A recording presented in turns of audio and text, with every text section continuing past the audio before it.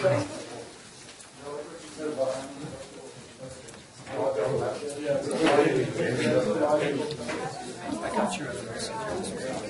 you.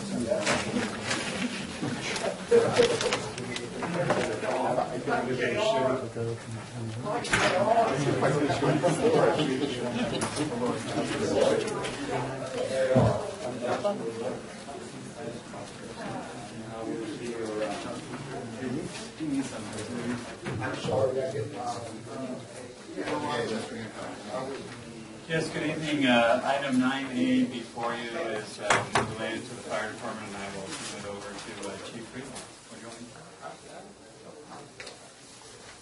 Mayor, members of the City Council, fire department has responded to a couple of fires recently with the OES engine and our wildland engine 628, and we get reimbursed through our Albury Fire Fund, which has $30,000 and $30,000 for revenues and $30,000 for expenditures in the 2014-15 budget year. Currently, we have expended $31,000 out of that to reimburse personnel for responding to the fires, and we should be seeing significantly more than that in revenue. So tonight we're asking to increase the fire department 2014-15 out of area fire revenues to $90,000 and expenditures budget to $60,000 to pay our expenditures. That's our fiscal impact motion. Action request to make motion to approve resolution 145079 and increase the fire department 2014-15 out of area fires revenues to $90,000 and expenditures to $60,000. Thank you, Chief. Council? Motion approved. First and second, any discussion? I just have one item of discussion, actually. When's the last time we only had $30,000 year? It always depends on the weather. Here we go, Pete. It's probably been 2 or 3 years, possibly. So it's been that recent? Yeah, probably 3 years ago. Okay. Try not to go too overboard on it to set it up. We set it at $100,000 a couple of times, and then the revenues and the expenditures weren't there. Well, what I'm thinking is that we already expensed on the original budget. We put $30,000 in income and $30,000 in expense. So if we don't end up with $30,000 in income, we're not going to have $30,000 in expense. Right. So it would seem logical that we go 60 and 60 or something like that, so that you guys aren't having to come back so quick. It really won't affect our budget, because either you're going to earn the money or you're not. Right. If you don't earn it, then you didn't have the expense. So rather than coming back so often. Yeah, but I would imagine at this point we're going to be back again, because we're still pretty early in the fire season, and I just don't want to go overboard on giving us a false sense of what we're going to spend and what we're going to get in revenue. Like I said, it'll be net zero if we put it in our original budget at a higher amount. It won't be a net zero? Part of the issue has been in the past that the city has relied on the revenues coming in from out-of-area fires to subsidize other activities. And so when those revenues were projected over and above what the actual returns were, it created a strain on the budget. And so you're expensing $60,000 against it. If you use my example, you're expensing it at the same time you're talking about it. It just makes it so that the chief doesn't have to come to us so often for an increase if we have a busy fire year. And we had that discussion, as the chief mentioned a few years ago, was set at $100,000, and they came in quite a bit below that. $30,000 is probably too low, especially when we're this early in. So we can, as we look at the budget, we can project out and try and pick a number of words.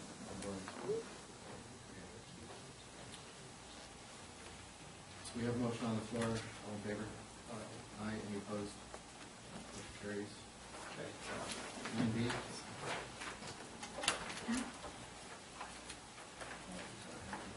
This, I will do 9B. Both item 9B and 9C are very similar, and they relate to hangars out at the airport. This was a hangar that was owned by Kathy Barker, and she had a desire to sell that hangar. The city council entertained an offer we have a first right of refusal, so we have an option to buy that hangar before it gets sold to a third party. We elected to not purchase that hangar, and so it has now been transferred to Mr. Jerry and Lori Poole. Attached tonight with the resolution is the lease agreement. This is the standard lease agreement that we have for hangars, and so just for the public who may not be aware, there are city-owned hangars at the airport, and there are also privately owned hangars.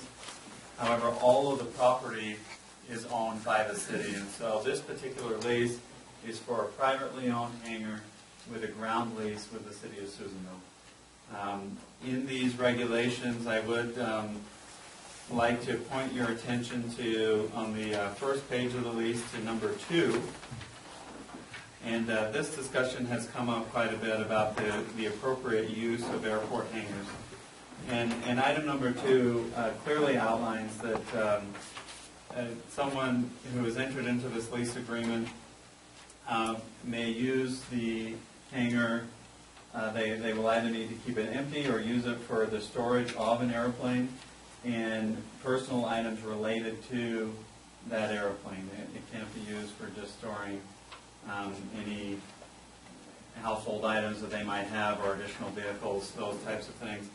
It also provides an opportunity for them if they want to sublease the hangar. If, say, they have a hangar that can accommodate 2 airplanes and they only have 1, they have an opportunity to sublease a portion of the hangar. It does not allow them to sublease the entire hangar. And when they sublease out that portion of the hangar, that too must be only for an aircraft or for the items, personal items related to that aircraft. And so I just wanted to make that clarification and point that out to people so that there's a clear expectation of what those hangars can and cannot be used for. We have this resolution 145080, which would enter into a new lease agreement with the new owners of Hangar 26, Jerry and Lori Poole. Let me ask one question. Yes. The owner of that hangar, does he have an airworthy aircraft, or is he just buying a hangar to become a property owner on city property? Pursuant to the lease that we have, we do not require verification that the owner have an airplane at the time of purchase. There has to be an airworthy aircraft in the hangar. That is not part of the standard lease agreement. The original, I was a Brownie on the original, and I'm one of the guys that started getting all these hangars going. And that's one of the big flaws, because hangar number 1 right at 1-1, the person never owned an aircraft and had a hangar, and our aircraft was out there in the open element. And the purpose of hangars is to protect the pilots that own aircraft and to provide them with hangars. So if that's in there, I would vote no. My vote would be no. Well, it's an important point that you bring up, and I think it's something that should be clarified, that this lease, this lease agreement and the standard lease agreements that we have do not require, at the time of entering into the agreement, that the individual have an aircraft, an airworthy aircraft. That is not currently a requirement. If the city council decides that that should be a requirement, then we would recommend as staff that we modify these agreements to include that provision, because it is not currently included. So it doesn't require it in the future, right? It's not required in the future, so. Well, it's for a hangar for an airport, so it's implied portion of the country. That's all it can be used for. But it might be vacant for 2 months until somebody signs the lease and gets an airplane. Let me ask you this question. And we can go out there in the public, get a hold of realtors, and tell them we're gonna have some hangars come up. If you wanna buy the hangar, you can use it as a property. Oh, no. Why not? Because it says in the lease, you can't do that. Jared just read that to you. Yeah, but when we passed this thing, it was for the purpose of an aircraft. The owner, there has to be an airworthy aircraft, and an airworthy aircraft must be annual every year. And you can't just put an antique in there and then start putting household furniture. No, you can't. Read paragraph 2, the beginning of paragraph 2, Jared. And it says, shall, mandatory language, use the hangar for the storage of one or more aircraft. Jared is just honestly telling you, in answer to your question, that it doesn't require you to have one at the time you sign the lease. It has to be an airworthy aircraft. Because that has to be annual every year, or you're just having a storage bin. I know, and I know there's one out there. Yeah, and I'm totally against that. And you only had about 8 hangars out there when I got involved in this crap. And, they're for the aircraft, those airplanes are not to be played with. And we need to provide hangars for aircraft owners and not for rentals. It's not, city, I don't think that is into it. I meant the last time, I don't think the city's into a property management agency. So I would, if that's the way it's written right now, I would vote no. The language there is that the lessee shall use the hangar for the storage of one or more aircraft. And I'd like to enclose airworthy. Because you can store an airplane out there and keep it for 50 years and never get off the ground. And everybody else has to annual an aircraft every year, whether you fly it or not. That has to be taken down and examined by Mr. Danaman and put back together, and then you can fly it. That's done every year. So you're showing preferential treatment, and I'm against it strictly for pilots and aircraft owners. That's what the airport's for, in my opinion. In your scenario, if an individual had a lease agreement and they sold their plane and had a period of, say, 3 or 4 months where they did not own a plane, would they have to surrender their hangar? No, he has, by the original ordinances, he has 2 years in which time to offer for sale. And during that time, he can lease it, as Miller Construction did with their aircraft. When they got rid of all their airplanes, they couldn't sell the aircraft, the hangar, and they leased it out for 3 aircraft. My recommendation would be, if it's the desire of the council to address those specific points, that we should not adopt these leases as written, and we should propose additional language to cover those provisions, so that it's clear for everyone. And we would also need to note that it would only be the new leases that are executed that would have that language. The existing leases would still have whatever language was included at the time that they were approved. I would go back to the original agreement, because if this council has not changed that agreement that we wrote 28 years ago is standing. It has not been amended, and Kathy Lazard put it together, and I know exactly what it said, because our aircraft was the one that was outside, and there was vacant hangars, and we couldn't get it.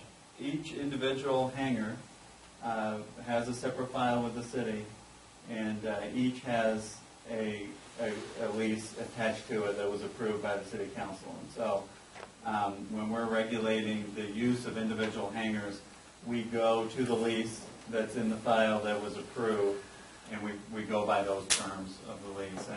And I could go back historically to see what modifications have been made over the years. I'm aware of some, but I'm not sure how significant they were. It was quite an extensive ordeal with those aircraft hangars out there. Like I said, we had to go through a process of allowing space to be developed to develop what 50 or 49 hangars you have out there now. We used to have just the ones on 1-1, and that was it. There's just a few, and the locals had it for 20 years. Mr. Hancock, how long have these lease agreement, this format been in place? Is this brand new? No, these are not new. These are, I would have to go back and check, but it's my understanding that it's around 5 or 6 years.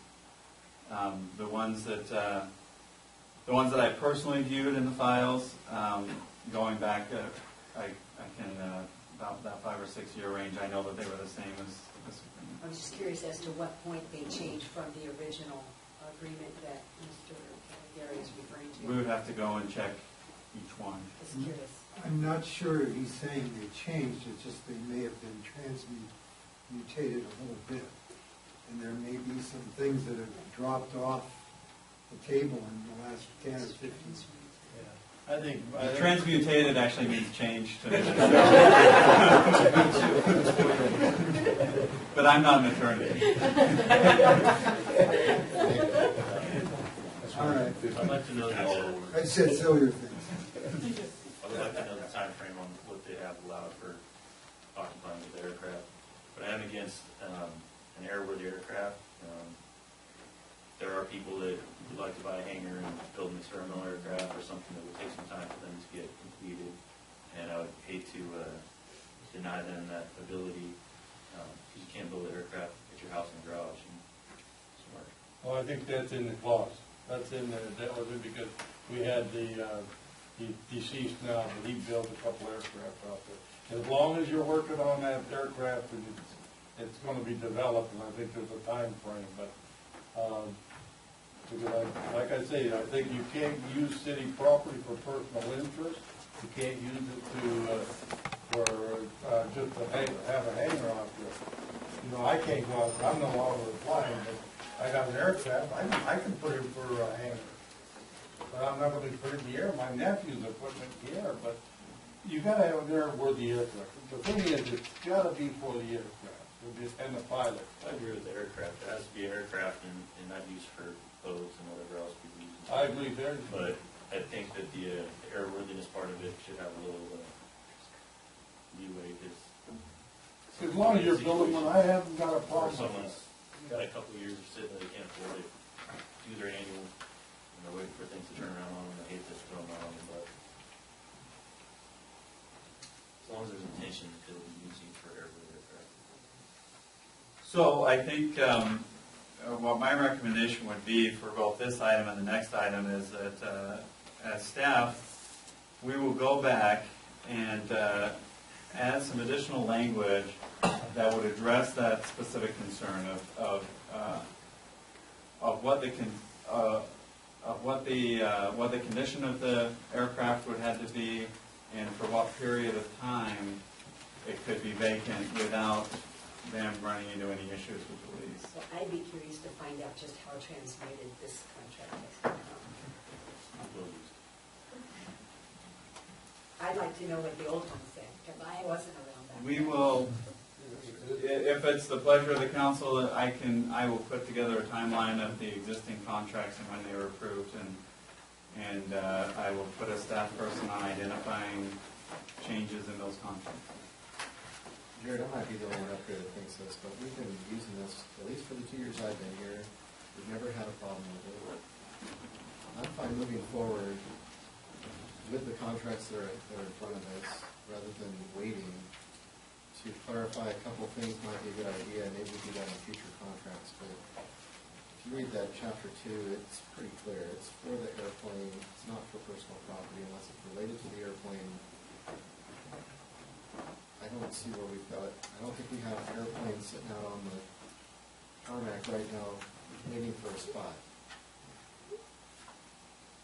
I agree. We've been using it, it works, it's got all the simplicities that need to be in there, and the bill says as far as storing other property in there, it's written in there, if the plane is not airworthy, it's still an airplane and it's in a hangar bay, and it might be a toy that somebody's been Not playing with an for a long airplane, time. airplane flies.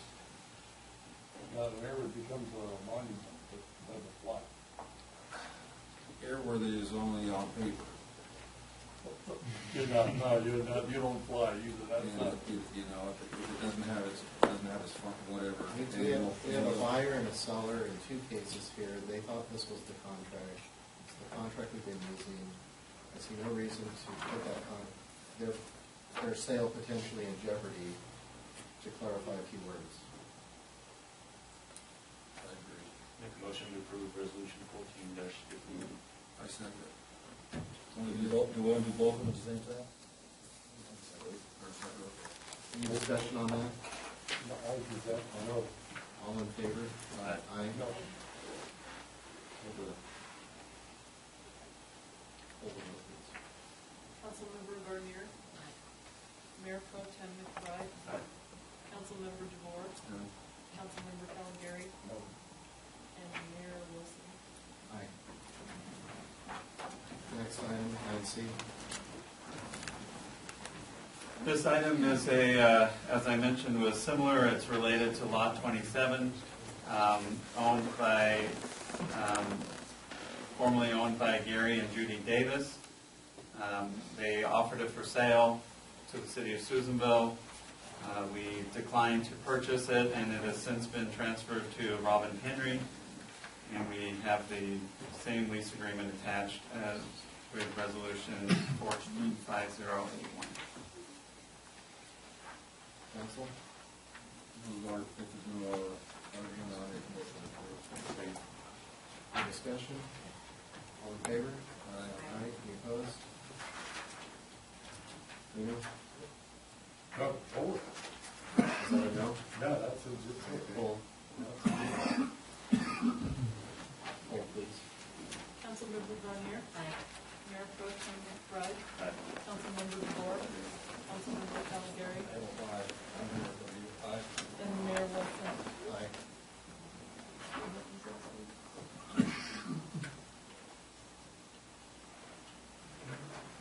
Item 98. Mr. Hancock.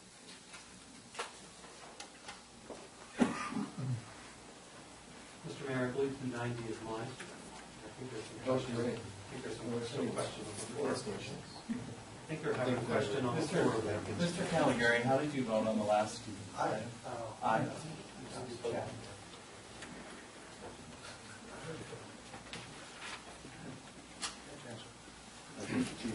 Thank you. What you have before you tonight, Mayor and members of council, is a request to approve Resolution 145082, which would be accepting the proposal for custodial services from Miller Cleaning Services and authorizing the mayor and the chief of police to sign those agreements. Why I'm asking for the mayor and the chief of police to sign those agreements is the mayor would sign the actual agreement, and there are some confidentiality agreements attached to this agreement that I felt appropriate for me to sign based upon the confidentiality agreement. So that's why I asked for both signatures. So the police department has been in need for of weekly custodial services. We, in the past, have used inmate labor to do so, and as our clientele has changed and the ability to get inmate labor to do those services, our facilities' cleanliness has dropped to the point where we have brought forward first a budget request in the budget that took place a few months ago, and now with a proposal. So I went out and sought proposals, and the request for proposal was in the packet for a very minimal weekly cleaning service for the police department. For the, as you would see, it would be for the bathrooms, for the common areas, for the trash, carpeting, and mopping of the floors. That is pretty much it in that agreement. I believe that I can still get inmate labor to do the garage and some of those other areas and the outside and our vehicles and such. So I asked 4 vendors to provide me a proposal. One of them was a verbal request. He quickly denied. He's a retired peace officer and did not want any additional work. 3 other vendors were formal requests. One of them did not submit a proposal, and 2 others did. And those 2 proposals are in that packet. Out of those 2 proposals, Miller Cleaning Service came in with a bid of $4,680, which is $90 a week for services for the police department. It is $160 more than the lowest bidder. However, some of the provisions of the contract, this bidder can meet, and meet more specifically than the other bidder. Therefore, I'm asking for the approval of the second highest bidder, which is only $160 annually more. So with your permission, I'm requesting the approval of Resolution 14-5082, accepting the proposal for services from Miller Cleaning Services and authorizing the mayor and the police chief to sign this agreement. If I can make a correction here, I thought we were on this one, but on the 2 aircraft hangars, my vote was no on both of those. Okay, so do we have that? This one here, I thought we were discussing adding a profit system. Yes. So for clarification, the difference between the lowest bidder and the one that you're proposing, what were the additional things that Miller could provide the bidder?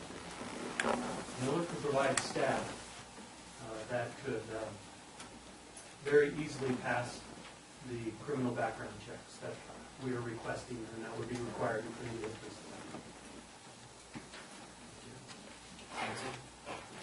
Make a motion to approve. Any discussion? All in favor? Any opposed? That's carried. Thank you. Steve, you're still there? Thank you. Again, another resolution, 14-5083, for the purchase of a 2015 Ford Police Utility Vehicle from Folsom Lake Ford. The police department buys a police vehicle annually to replace our fleet in an 8-year replacement cycle, and this year is no different. We're coming with a proposal to purchase a new police vehicle from Folsom Lake Ford, who has been awarded the California state contract for the purchase of police vehicles this year. There is a contract provision in that state bid that allows local entities to purchase those vehicles at the same price as other agencies that are much larger, like California Highway Patrol or Los Angeles Police Department or others. Anyone in the state can purchase it for the same price. So they have that contract. We've contacted them. We've received a quote from them that we meet our specifications for a police vehicle. The sale price inclusive is $29,578.78. They allow an early payment reduction of $500, which we've always used. We've taken a check with us to pick up the vehicle. So I'm asking for permission to purchase a vehicle through the approval of Resolution 14-5083. Motion on the floor, any discussion? She wants the first ride, that's right. Where, in the front or the back? All in favor? Aye. Any opposed? Item 9F, Glasgow County Arts Council. Mr. Hancock. Good evening. Go ahead, you might as well head for the podium. Who wants to listen to me when they can listen to Roxana Haynes? So true. Hi, Mr. Mayor and council members. I apologize, I didn't bring my letter. I'm hoping that you folks have a copy of it. Okay, perfect. So I'm here representing the Glasgow County Arts Council as a board member, and as you folks well know, as you sort of detailed in our letter, we do a lot of things for the community. We are just this summer, we wrapped up our summer youth art program. We did over 15 workshops and served over 100 children in these workshops, everything from visual arts, literary arts, culinary arts, musical arts. We had a drumming demonstration out of Reno that came. We had some cave painting. We had some really great classes, a lot of really great responses from our parents there. In fact, we've had quite a few parents asking if we were going to continue this through the school year. Unfortunately, financially, we're just not able to do that. It's part of the reason why I'm here today, and I'll just kind of go over a couple more items that we have done in the past year, just to give the council some idea of what we've been up to. Of course, the Nutcracker, we brought the Reno Dance Company, professional dance company from Reno. It's a great success. We have 75 local children perform with these professional dancers. We will be bringing them back this year. It's the weekend before Thanksgiving, and that's with our partnership with the Best of Broadway, which has been working really great. We also partnered with the college for Black History Month, and the presentation that they did up there was a great turnout. The Art of Wild Horses as our It's hopefully going to be our community art event. This next coming year, we're going to probably introduce the art of grizzly bears or something along those lines, so we're going to change it up a little bit. But we've had a really great response and participation from the community, and hopefully added to the exhibits that they have at the fair. It's sort of what we've been up to. We are here to ask for $2,000 from the city to support